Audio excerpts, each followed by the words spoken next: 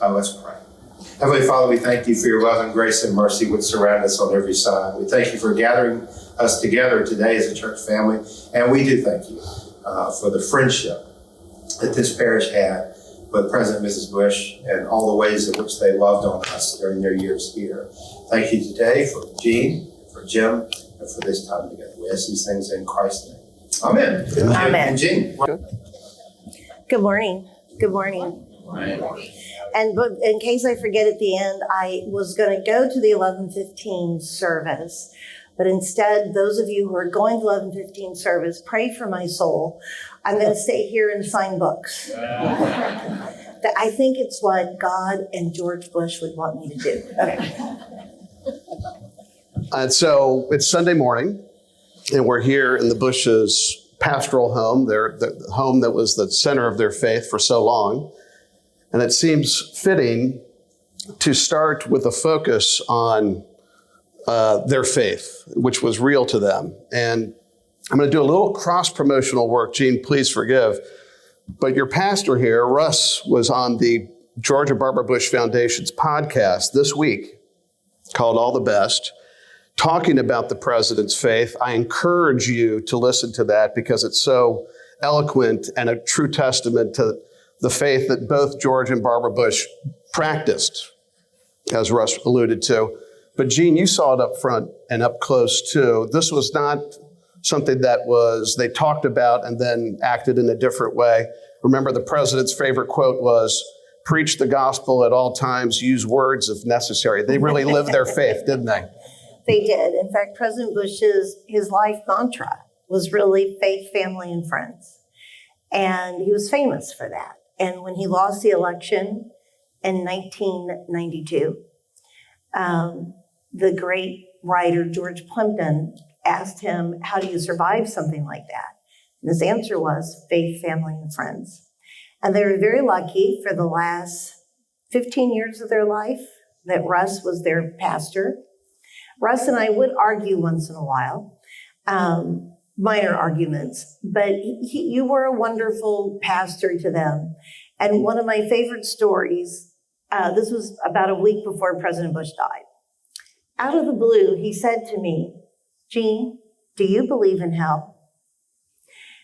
And I said, "I do." He says, "Who do you think's down there?" So literally off the top of my head, I said, Adolf Hitler and Saddam Hussein. I think they're in hell. And he goes, Who do you think goes to hell? And I said to him, are you worried? I mean, this is one of the dearest, most wonderful men in the world. So I quickly ended the conversation. I went out into another room in the Bush's house and I called Russ. And it's Sunday morning and we're at church. So pardon my French, I think I said, get the hell over here, because I'm practicing without a license. He's asking me about hell, and this is way above my pay grade. And so I think you came right over. And you never told me what the two of you talked about, and I know I shouldn't ask, but anyway, he was definitely a man of faith. Okay. He didn't ask about Ross Perot in hell. I think Ross was still alive. Okay, fair point. And Dan Rather is still alive. Oh. You went there, not me. All right. The book is filled with such extraordinary stories about George and Barbara Bush, but it's told in such an authoritative way because of your experiences with them. And as I was thinking about what our distinguished audience might want to hear about, in case you have this ambition, how does one become a chief of staff to a former president? There's only 4 of them today. There were only 4 of them when President Bush left office. If that is your career track, how does one become the chief of staff to a former president? Pray. No. You know what? It was an accident. And you're going to swear I'm making this up. So I was a newspaper reporter. I met both Bushes in 1988 covering that election for USA Today. I actually got to know Barbara Bush and her staff really well because she and Kitty Dukakis wrote a column for USA Today and I was their editor. And after the election, I was very surprised. I got offered a job in her press office. I grew up a Democrat, and they didn't even ask. And I'm like, okay. So I was her deputy press secretary, wonderful honor and job. And I came to Houston with them in 1993 to help her with her memoirs. She would want me to tell you she wrote them herself, which she did. I was her editor and her researcher and fact checker. But about the time the book was done, in March of 94, President Bush's longtime colleague and aide, Rosa Maria, retired as his chief of staff. And President Bush called me into his office one day. We'd gotten to know each other a little bit, not a lot, but a little bit. And he said, Barbara thinks you can help me out here. I have to hire a new chief of staff, and I have no idea who to hire. I really have to think about this. I don't even have any ideas. But Barbara thinks you could help just fill in for a couple months while I figure this out. Would you be willing to do that? And I told him I didn't know how to be a chief of staff. I says, I've never been in charge of anyone or anything. I was a writer. I was a reporter. I didn't know how to be the boss. I learned, didn't I? Yeah. Anyway, I said, I'm happy to do that. And he said, I promise you by Labor Day, I will have hired someone. We never talked about it again. It was about this time that President Bush, who had spent most of 93 licking his wounds a little bit, he was a little quiet, a little introspective, trying to figure out his post-presidency. 94, Jeb and George are running for governor of their states. I mean, he woke up one morning and said, I'm back, and we never talked about it again. So for 25 years, I kept waiting for him to come in my office and say, oh, I found a chief of staff. You're free to go. Yeah, you did figure out that boss thing eventually. But again, the book is just filled with so many great stories and great characters that migrated through the Bush's lives. Saw just a wonderful photo of someone who was a part of the staff, the office of George Bush, and such a unique character in the Bush's lives, Don Rhodes. Mm. And talk about Don and his role in the Bush's lives, because to me, it just spoke volumes about who both of the Bush family writ large were, that Don became such an important part of their lives. Yeah, that's a great story to tell here at St. Martin's on a Sunday morning. So Don Rhodes was the son of a prostitute here in Houston. I'm not sure he knew who his father was.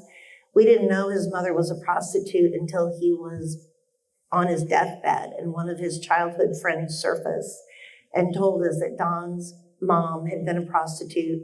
He was almost completely deaf, and we think that was from abuse. We don't think he was born that way.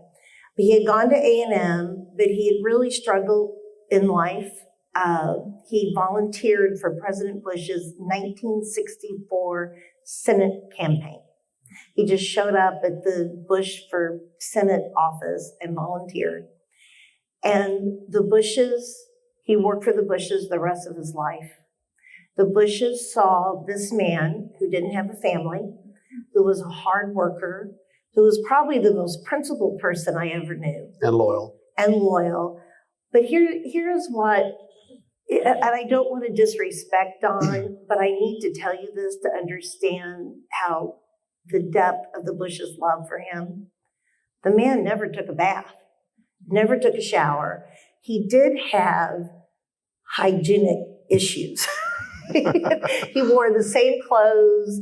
He looked like a homeless person. And he probably drank a little too much. But he worked for the Bushes for the rest of his life. He had an office in the White House. I will never forget the first time I saw Don Rhodes walking around the White House. And I was thinking, I think a homeless person broke in here. He truly was one of the finest people you would ever want to meet. And when I grew up on a farm in Missouri.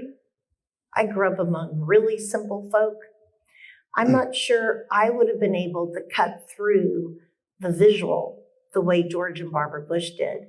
and see this good, loyal, and smart. Don was smart. He was. He was a great guy. And he was so loyal that after the 92 election, I remember when I first joined the staff, we were having dinner with the Bushes at Hunan's, who's no longer on Post Oak Boulevard. I'm sure many of you went there. We're having dinner at this big table, and Don arrived late, and he had maybe had an adult refreshment. But at one point, he started in on the president and said, Mr. Bush, you have got to run for president in 1996.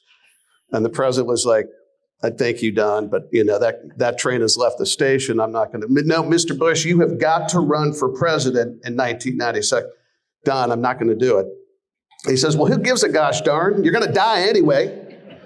And I was really new on the staff, and I was really impressed at the familiar way that Don addressed the former president. I was always in awe of George Bush, and to see Don going toe-to-toe with him just spoke volumes about their friendship. Let's pivot now and talk. Can I tell a quick story? Please. Don was agnostic. He wasn't sure he believed in God. I visited him in the hospital shortly before he died, and he asked me if I believed in God. And I said I did. And I know Susan Baker, I think you visited Don in the hospital too. I remember you and I talking about it. I think you were hugely helpful to him. But in this case, I went out in the hall and called my little brother, who's a Catholic priest.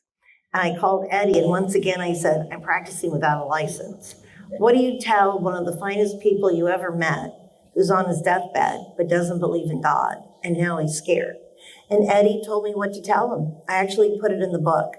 But the whole reason I bring this up is Mrs. Bush gave one of his eulogies. We scattered his ashes at the library, and Mrs. Bush looked up to heaven and said, Don, now you know that I was right and you were wrong. So there.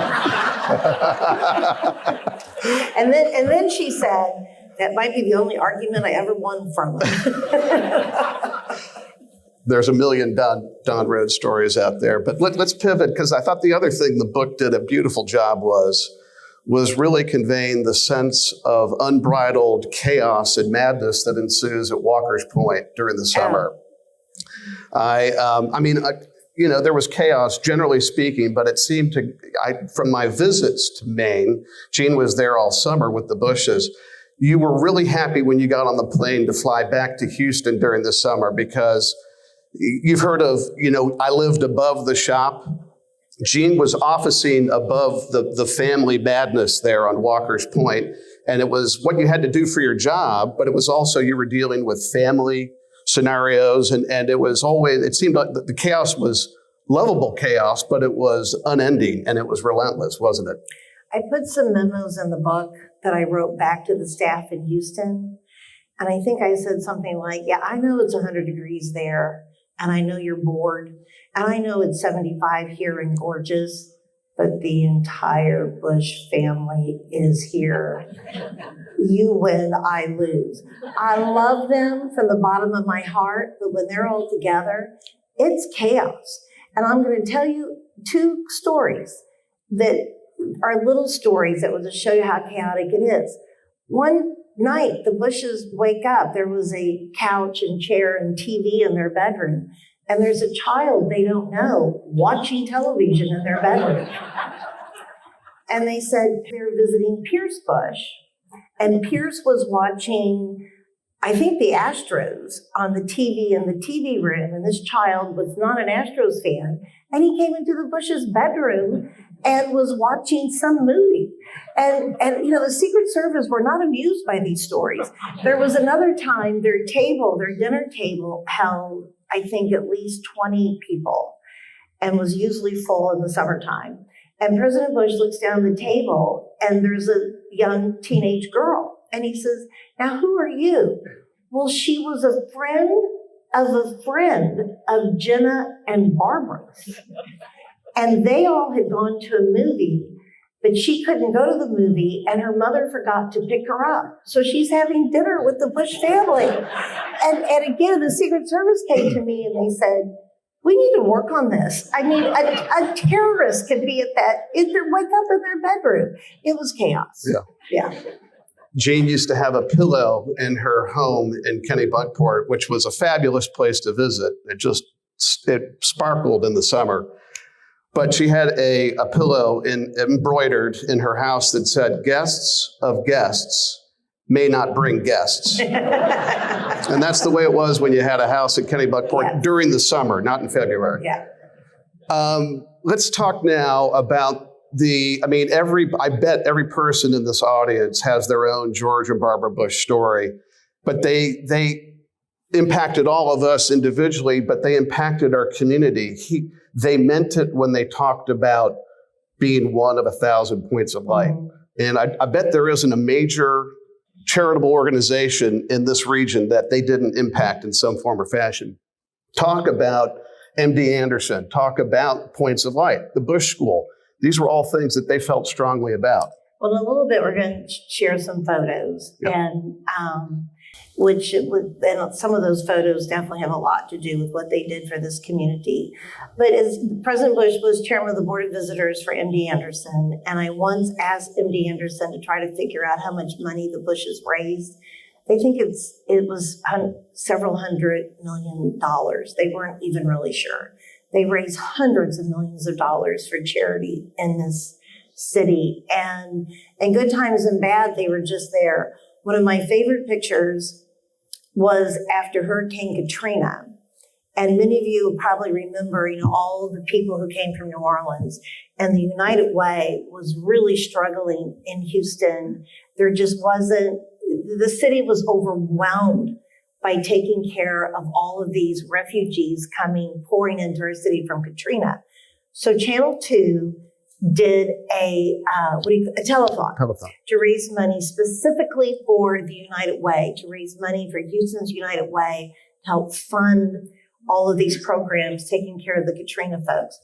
And President Bush was on air. Mrs. Bush was on the phones. I wish we had a picture. She sat next to ZZ Top. Do you all know what ZZ Top looks like? Long beard. He went to church. He was an acolyte. Oh, wow. ZZ Top did you make that up? No? Yeah. For those of you who are country western fans instead of ZZ Top, you know what William Golden looks like with the Oak Ridge Boys? Long beard. That's ZZ Top. I'll never forget watching her answer phones and just chatting away with ZZ Top. It was hilarious. Quickly, this is happened at an Astros game. Evander Holyfield. Do y'all know who that is? Champion boxer. Mrs. Bush, I'm sitting behind them. She'd been sitting next to Evander Holyfield the whole game, just talking.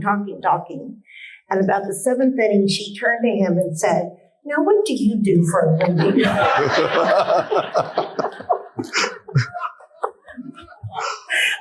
think I forgot to put that in the book. And I'll never forget that huge man looking at her, and you could tell he's thinking, what? Now, I had a question that I wanted to make sure I asked you, and it's just written down here, so I'm just reading the question here. Jean was my boss for 25 years. Very difficult. So the question is, were you overly obsessed about speech deadlines? I can't believe you would ask me that. Jim never met a deadline that he didn't like to blow through. And you were deadline challenged. Well, I just remember Orson Welles in the Paul Masson commercials, "We will sell no wine before it's time." I remember you giving President Bush's speeches, and giving him his speech as he walked out the door. I probably put him through a little torture on that. The other question I want to make sure, I had the same overriding feeling that Christopher Buckley expressed to you after Mrs. Bush passed away. You know, when Barbara Bush walked into a room, you always kind of sat up a little more and straightened your tie, and you kind of minded your manners a little more than you might normally do so. That's when she walked into the room. After she passed, I was convinced she was watching me all the time. And so I want to know do you labor under a similar suspicion? I hate when people bring that up because it will take me all day to quit thinking about that both of them now know everything I do and say. It's really scary. Russ, please tell me it doesn't work that way. Christopher Buckley, the great writer and humorist, called me out of the blue one day and said, has it occurred to you, President Bush was still alive, she had died.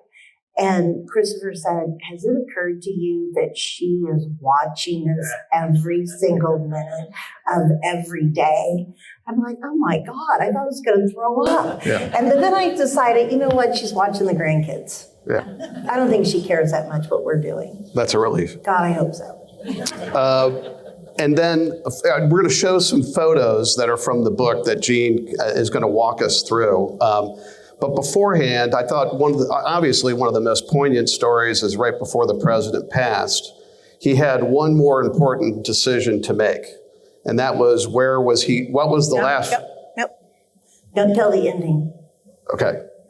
I'll just tell the story. Okay. You almost told the end of the story. Okay. I don't want to fight with you. They're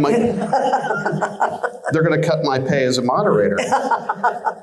So thank you for bringing it up. Yeah. So Mrs. Bush had died in April of 2018, and President Bush we go to Maine. And before we went to Maine, actually his doctor here told us he won't come home. He will die this summer. And so we were prepared for that. Well, Labor Day rolls around and he's still with us. And the doctors in Maine do not think he will survive the trip back to Houston. It's 4 hours. And they really felt we just needed to stay there. And the doctors in Houston sort of felt the same way. So his medical aide, Evan Sisley, and I, Labor Day weekend, Evan and I sat down with him, and we're just talking about how beautiful Maine is in the fall. Typically, the Bushes came back to Houston around October 1st. And we're talking about how beautiful the fall is, and maybe we should stay for Thanksgiving, and we'll just stay here as long as you want to stay here. And President Bush, he looked at us and he said, are you asking me where I want to die? He just cut to the chase. And I said, yes, that's exactly what we're trying to ask you. And he says, I want to go home. I want to go home to Houston. I mean, he didn't even think about it. He said, take me home. And so we made arrangements to bring him home. I drove back in 48 hours. I drove 2,000 miles in 48 hours because I really needed to be here before he got on that plane in case the worst happened. And he got off the plane, and the first thing he said was, I'm starving. He survived the trip back. And the greatest gift, I don't want to embarrass Susan Baker, but one of the great things about coming home to Houston is Jim and Susan Baker were meant to be part of his life those last couple months. I think they came over every night and had a martini with him, and he was meant to be here with his best friend in life. I can't tell the story in Maine because those crazy people think he wanted to die there, so don't tell them. It seems so poignant because of the connection he had with this city. I mean, he brought the 1990 G7 summit here, the 92 Republic. He was so proud of Houston and that connection, and it's told in such a beautiful way in the book. So we encourage it to all of you. And now I think, George, we're going to go to some photos that Jean's going to take us through. Part of the book, part of the journey in the book. We can keep going. I should have set this up. There's a whole chapter in the book called I Have an Idea. They were the 4 scariest words George Bush ever said to me. The man had more big ideas than anybody I know. And this was one of them. I'll never forget the morning he came in and said, Jean, I'm thinking I'm going to start parachuting. He needed a do-over from World War II when he parachuted when he was shot down. And my first question to him was, have you told your wife? And his answer was, no, I'm going to make her a Manhattan tonight and tell her that. The next picture I like to show just for fun. just to show that sometimes I had no idea what the man was thinking. If we can show the next photo. What is that? I actually know what it is. It's an aardvark cap. Do you know how hard it is to talk to someone wearing an aardvark cap? I think we're having a serious conversation there. The next photo goes back to what you introduced earlier, and I never really answered your question, and I apologize for that. It was duly noted. First of all, while writing the book, I realized that I wrote the book from the heart, and a lot of the stories are just fun. But a big part of the book, I realized as I was writing it, is President Bush really did leave us a blueprint on how to live a life well lived. I mean, he lived life with joy, with passion, with purpose, and he had the ability, unlike anyone I've ever known, to find the best in everybody. His friendship with William Jefferson Clinton, it's a wonderful lesson for all of us. 1992 was not easy, and they became great friends. This is a picture of them in Indonesia after the tsunami that hit there on Christmas Day 2004, and they truly died best friends, and they raised hundreds of millions of dollars for disaster relief. If you can show the next picture, unfortunately, some of these are a little close to home. That's President Bush, President Clinton, Secretary Baker on the beach in Galveston. This is after Hurricane Ike. And the 43rd President of the United States, George W., is the one who asked the two presidents to get together for tsunami and Hurricane Katrina. When Ike happened, President Bush called President Clinton. 41 called President Clinton and said, "Hey, Bill, I'm going to call George, the president, right now and tell him we're doing Ike. Are you in?" And he said, "Of course I'm in." So there they are. They dragged Secretary Baker into it with them. There they are on the beach at Galveston. And then the next picture is one of my favorite pictures in the book. This is after Hurricane Harvey. The day we were in Kennebunkport when Harvey dumped, 50 inches of rain on Houston? Yeah, more in some areas. Our hearts were here. And President Bush looked at me and said, "We got to go to work, Jean." And my first call was to Freddie Ford, George W.'s chief of staff. And he said, "Yeah, we're just getting ready to call you." So the two George Bushes were going to do a Hurricane Harvey fund. And I let the chief of staffs of the other former presidents know, really as an FYI. Just FYI, the two President Bushes are going to start raising money for Hurricane Harvey. And they all said they were in. Well, this is at Texas A&M. We were doing a fundraiser, and it was Larry Gatlin in a tent with barbecue. That was our big plan. And again, I emailed the chief, George W. was coming, of course, and I emailed the other chief of staffs and said, just FYI, if you happen to be in College Station on this Saturday night in October, come on by. They all came, and they said, "We're in." Of course we're in. It was just wonderful, the camaraderie and the caring. So Susan, I'm going to tell a story on Secretary Baker. So the Bush's apartment in College Station is really small. And so we gave them dinner, and I think President Bush and Secretary Baker would go to Christie's for oysters about once a month. And President Bush, I think, told Secretary Baker what's going on. And he called me and he said, "Yeah, Susan and I would like in on that dinner." And I said, "Well, let me talk to President Bush. I'm sure it's okay." No, I talked to him, and he said to call you. And I'm like, "Oh, thanks a lot." And I said, "Well, I never say no to James Baker, ever." And he said, "Well, of course, sir." So then he called me the next day, and he said, "Jean, Dick Cheney would like in on that dinner, too." And I said, "Sir, you've got to quit calling people and inviting them. The apartment is not that big." And he says, "Well, Jean, Dick Cheney was the vice president, for God's sakes." I'm like, "Okay, Dick Cheney's in, but don't call anybody else." He said, "Just me and Dick, that's all we want." So this story is not in the book, but if it gets out, I know where you live. So Jim McGrath is at the Reed Arena. Yeah. So Jim kept calling me and texting me saying, "Are they moving? Are they eating? You got to get these people moving." Well, everyone's sitting down eating except President Clinton is talking Secretary Baker's ear off. I said, "Sir, I love you, but quit talking and sit down and eat because we got to be on time. He's like, oh, okay. And so they sit down. President Obama came over to me and went, I have never loved you more. I didn't put it in the book, but look at this picture. And yes, I'm photobombing the photo. That's another whole story. It should be embarrassing for me to show this. But look who's talking in this picture, President Clinton. They're all listening to him tell the story. If you bet money that the program would start late that evening, you lost a lot of money because Gene did a heroic job of getting everybody, all the cats herded in line there. You kept calling me and saying, get them over there. Oh. Yeah. It was heroic. You have another photo here? Another photo. We're going to not tell this story. You're going to have to buy the book. I just like showing that photo because George Clooney's really pretty.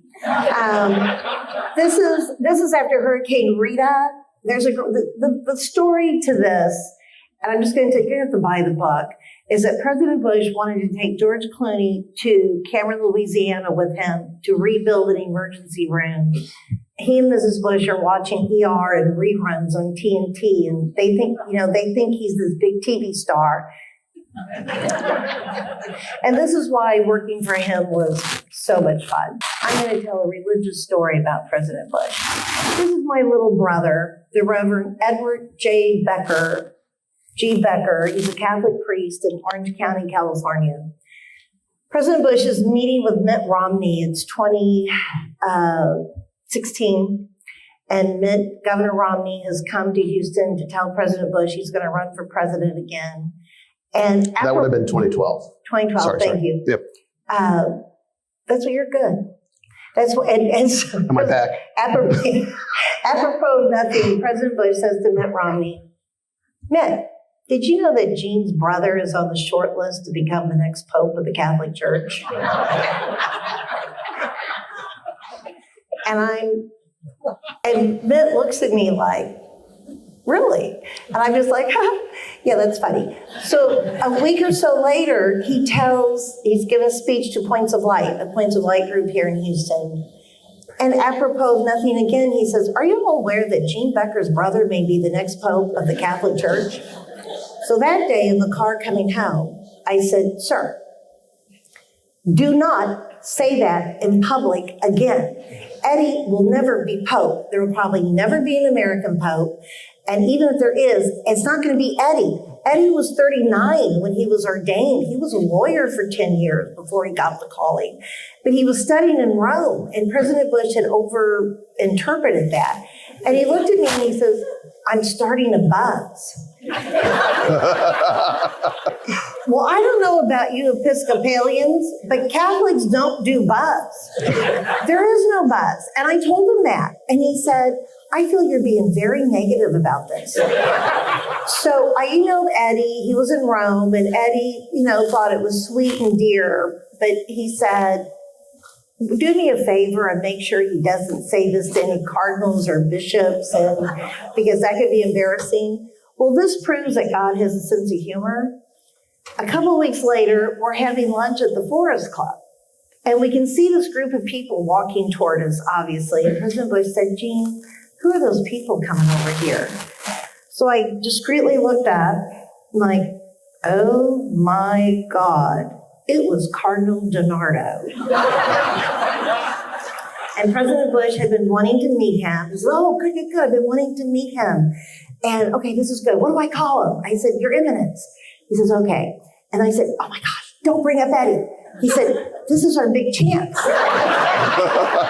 and I'm like, no, do not. I said, please, just trust me on this. Do not bring up Eddie. He says, he's in the Electoral College. I'm like, okay, it didn't work that way, but, well, sort of it does, I guess. Kind of. Yeah, it does. That's one vote. Sure, do not bring up Eddie. He says, I'm negative about this.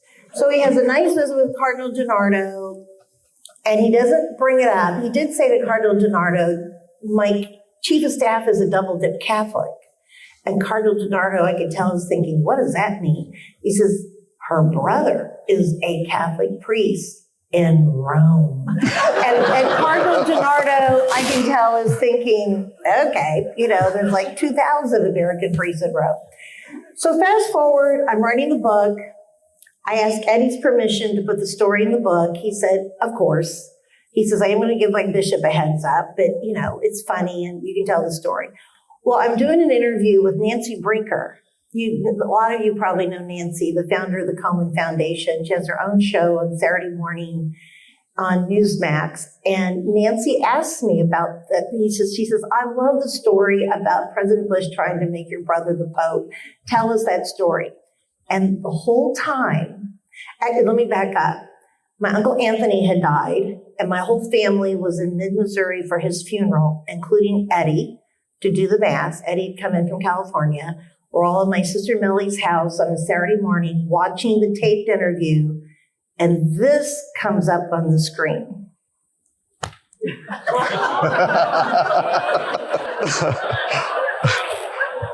My brother almost died. And he said, take it down, take it down. He says, what is wrong with them? And Pope Francis was in the hospital at the time. And Eddie said, they're going to think this is a plot. And anyway, they left it up there forever. It was one of the highlights of my year that I was with Eddie when this came on the TV screen. And I said to Eddie, you know what? It's Saturday morning. No one's watching at 7:30. No one's watching the show. Every event I've done since then, I get a question about Eddie. And I'll say, Eddie is not going to be Pope. Well, I did see it on TV. And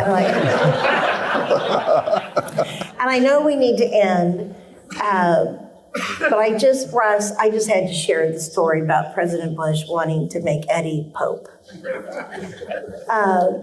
But I want to show, I think the last picture, if we show the last picture, that's your pastor in the front there. This is truly the final journey. This is after the service at St. Anne's, and we've gone to College Station on the train, and Russ is leading the way to the final burial site there at College Station. If you haven't been to visit yet, I hope you will go. That's the whole Bush family behind the casket. Anyway, I just wanted to end with that photo. It was such a beautiful service and a beautiful day, and just to thank Russ for everything you did for them and for us. You were truly amazing. And I don't want to end it on a sad note. Should I tell one funny story? Sure. This is a little somber. You have a live mic in your hand. Go for it. But since it's baseball season, so President Bush's 80th birthday, 41 and 80, we raised $56 million, as you remember, for MD Anderson, the Bush School for Points of Light. And the event got so big, we had to move it to Minute Maid Park. I mean, the poor Astros went on a 2-week road trip. But Drayton McLean, yeah, we'll get rid of them, and off they go. But we're in Minute Maid Park, 15,000 people, I think, came. And among the many of President Bush's friends came were Mikhail Gorbachev. It's 10 minutes to 7. The show begins at 7, and George Bush and Mikhail Gorbachev are in the Astros locker room drinking vodka shots. And once again, there's a picture of this on my wall at my house. I should have brought it. And once again, I'm under huge pressure from the producer. That was Danny Ward and Nancy Ames. You got to get this going. And they're just knocking it back. The Cold War ended over vodka shots, I'm telling you. So I boldly went to the President of the United States, the most powerful man in the world. I said, Mr. President, could you please tell your dad and Mikhail Gorbachev to quit drinking vodka shots and take their seats? And he looked at me and he said, Becker, that's not my problem. That's your problem. You go tell dad and Mikhail Gorbachev. And I'm like, so I go over and I say, sir, it's time to go out and do the program. And so you and President Gorbachev need to wrap this up. And Gorbachev's interpreter, the great Pavel, interprets this. And Gorbachev is like, and I said to Pavel, what did he say? And Pavel sort of hesitated and he said, He told me to tell you to shut up. I'm oddly proud of that. I'm not sure why. Anyway, I think we have to stop. Yeah. This has been a lot of fun. And Thank you all for coming. thank you.